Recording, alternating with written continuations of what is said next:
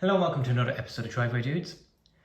Do your interior doors rattle every time there's a breeze or somebody closes the hall door and they just drive you nuts? Well, today we're going to show you how to fix it.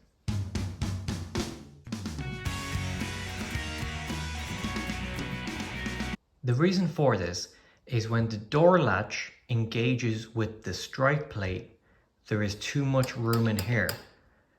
Now this one has adjustment, which is how we're going to solve that problem. The only tool you're going to need to adjust these is a flathead screwdriver or a blade screwdriver. I'm using the flathead end of this reversible screwdriver. Take the screwdriver and place it in here and just start working it out.